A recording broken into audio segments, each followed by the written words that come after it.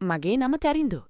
මම කොළඹ පැත්තේ කැම්පස් එකක ඉගෙන ගන්න ගමන් ලැබුණු ලොකු නිවාඩුවකට මගේ ගමේ තිබුණේ මහගෙදරට යන්න තීරණය කළා.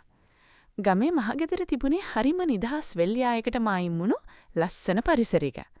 මම ගෙදර යනකොට මගේ දෙමව්පියන් ගමේ වෙනත් උත්සවයකට ගිහින් නිසා නිවස සම්පූර්ණයෙන්ම නිහඬ වෙලා තිබුණා. මම මගේ බෑග් එක කාමරයෙන් තියලා සාලේට වෙලා නිදහසේ හිටියා. මේ කතාව අහන ගමන් channel එක subscribe කරන්න අමතක කරන්න එපා. මම සාලේ ඉන්නකොට හවස 4ට විතර පිටිපස්සේ දොරෙන් ගෙට ඇතුළු වෙන්නේ මම පොඩි කාලේ ඉඳන් ආදරය කරපු මගේ ළමා කාලේ පෙම්වතිය වන සඳනි. සඳනි දැන් වයස අවුරුදු 21ක විතර හරිම පිරිපුන් හැඩයක් තියෙන ලස්සන තරුණියක් වෙලා හිටියා. එයා ඇඳලා හිටියේ ඇඟට හොඳටම හිරවුණු දිග ගවුමක්. එයා මව දැකිපු ගමන් පුදුම වෙලා hina වුණා. තරින්දු අයියේ, ඔය කවුදාද ගමේ ආවේ කියලා එයා මගේ ළඟටම ඇවිත් ඇහුවා. අපි දෙන්න සාලි සූෆ් එකේ ළඟින් වාඩි වෙලා අපේ ළමා කාලේ පරණ මතකයන් ගැන කොටාක් දේවල් කතා කළා. සඳනි කිව්වා එයා තාමත් කසාද බැඳලා නැහැ වගේම මගේ මතකයන් එයාගේ හිතේ තාමත් තියෙනවා කියලා. කතා කරන අතරේ සඳනි මගේ ඇඟට තාත් ලං වුණා. එයාගේ සිනිඳු ශරීරයේ උණුසුම මගේ ඇඟේ ගෑවෙනකොට මගේ හිත සම්පූර්ණයෙන්ම නොසන්සුන් වෙන්න ගත්තා. මම හිමින් මගේ අතක් එයාගේ කකුලක් උඩින් තීවුවා. සඳනි මගේ අත ඉවත් නොකර මගේ දැස් දෙස හරිම ආදරණීය විදියකින් බලාගෙන හිටියා. ගෙදර කවුරුත් නැති නිසා අපිට ලොකු නිදහසක් තිබුණා. මම සඳනිගේ අතින් හිමින් අල්ලගෙන මගේ ලොකු කාමරයට යව කැඳවාගෙන ගියා. කාමරේ ඇතුළට ගියපු ගමන් සඳනි පිටුපස දොර හිමින් වහලා ලොක් කළා. නැම්ම ලූකෙට මොහොරෙන් අපි දෙන්න විතරක් ඒ නිහඬ කාමරේ ඇතුලේ තනි වෙලා හිටියේ. අපේ හිතවල තිබුණේ විශාල ආශාවක්.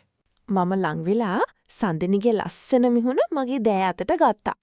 එයාගේ රතු තොල් පෙතින් නොසන්සුන්කමට ගැහෙනවා මම දැක්කා.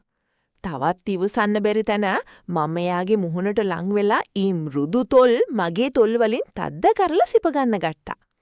සඳනි මගේ බෙල්ල වටා එයාගේ දෑත් යවලා මාව තදින් බදාගෙන ඒ හාදුවේ මිහිරියාව ඇස් දෙක පියාගෙන වින්දා.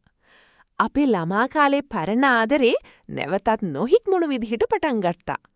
හාදුවෙන් පස්සේ මම සඳනිව හිමින් ඇඳ උඩින් වැතිරෙව්වා. මම හිමින් එයාගේ දිග්ග ගවුම ශරීරයෙන් හිමින් ගලවලා බිමට දැම්මා. එයා මගේ ඇඳුම් සියල්ලම ගලවලා ඉවත් කළා. දැන් අපි දෙන්නම කිසිම ඇඳුමක් නැතුව සම්පූර්ණයෙන්ම නිරුවත් වෙලා ඒ කාමරේ ඇඳ උඩ තුරුල් වෙලා හිටියේ. සඳනිගේ පිරිපුන් තරුණ සිරුරේ ලස්සන මම්මගේ දෑත් වලින් පිරිමදිමින් උප්පරිමෙන් රසවින්දා. එයාගේ සම හරිම මෘදුයි සහ සිනිඳුයි. ඒ නිහඬ හවස ගමේ මහගෙදර කාමරය ඇතුලේදී කාටවත් පොඩ්ඩක්වත් සැක නොහිතන විදියට මමයි මගේ ළමා කාලේ පෙම්වතිය වෙන සඳනී එකතුනෙලා ජීවිතේ කවදාවත් නොලැබුණු විශාල සැපක් ගත්තා.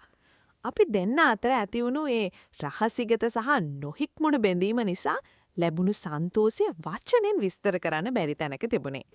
වැඩි පැහැදිලි කිරීම නැතත් සඳනි හරිම ආසාවෙන් මට මේ මුළු සැප දුන්න කියලා මම දන්නවා.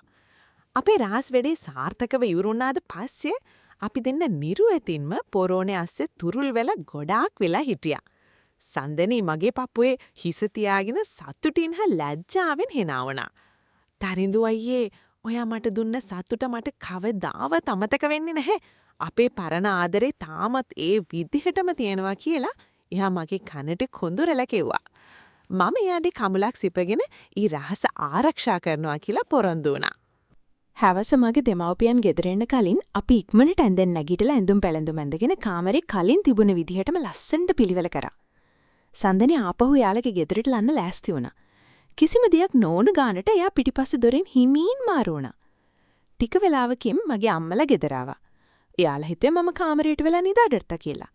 අපේ නොහික්මුණු රහස කාටවත් දැනුනේ නැහැ. ඉතින් ලොකු නිවාඩුවට ගමේ ගෙදර දිහමෝ ළමා කාලයේ පෙම්වතිය සමග කාටවත් හොරෙන් වම ගත්ත ඒ ලොකු සැප ගැන ඔයාලට හිතෙන්නේ මොකද්ද? ජීවිතේ ලැබෙන මෙන්න මේ වගේ ත්‍රාසජනක අවස්ථාවන් කවදාවත් හිතෙන් අමතක වෙන්නේ නැහැ. ඔයාලගේ අදහස් සහ අත්දැකීම් පහලින් කමෙන්ට් කරන්න, වීඩියෝ එක ලයික් කරන්න සහ යාළුවෝ අතර ෂෙයා කරන්න. හැමෝටම ජය වේවා. ස්තුතියි.